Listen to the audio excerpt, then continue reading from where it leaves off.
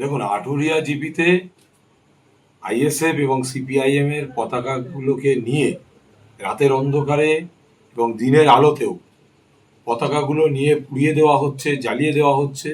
এটা একটা অসাংবিধানিক কাজ।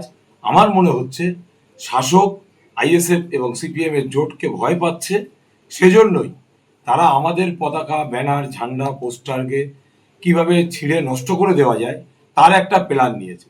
তবে ভাদুড়িয়ার মানুষের সামনে থেকে ঝান্ডা, ব্যানার, ফেস্টন খুলে নিয়ে ভাদুড়িয়ার মানুষের মন থেকে আইএসএফকে মোছা যাবে না, সিপিআইএম কে মোছা যাবে না। কি হয়েছে ঘটনাটা? খামচিহ্নকে মোছা যাবে না। ঘটনাটা কি হয়েছে? ঘটনাটা হচ্ছে যে আমাদের ঝান্ডাগুলো, আমাদের ব্যানারগুলো নিয়ে তারা পানিতে ফেলে দিয়েছে, পুকুরে ফেলে দিয়েছে, এবং আমি দেখলাম যে পুড়িয়ে দিয়েছে। একটা জায়গায় এক গোছা ঝান্ডাকে নিয়ে পুড়িয়ে দিয়েছে। এটা অত্যন্ত অন্যায় কাজ।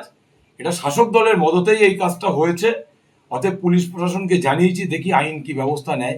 যদি আইন ব্যবস্থা না নেয় তাহলে আমরাও কিভাবে আইনকে ব্যবস্থা নেওয়াতে হয় সেটাও আমরা ভালো রকম করি। এই যে মানে আইএসএফ এর প্রতি যে আপনি বলছেন যে পতাকা পোড়ানো হয়েছে, তারপরে পতাকা খুলে ফেলে দেওয়া হয়েছে, কারা যুক্ত এর সঙ্গে?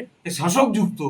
শাসকই তো এখানে মানুষের মধ্যে ভীতি সন্ত্রাস সৃষ্টি করছে, তৈরি করছে, মানুষকে ভয় দেখাচ্ছে, মানুষকে আতঙ্ক সৃষ্টি করছে। আগামী দিন নির্বাচনটা হবে কিভাবে, আমি তো সেটাই চিন্তা করছি। 26-এর নির্বাচন কি হুমকির নির্বাচন, ভয় দেখানোর নির্বাচন?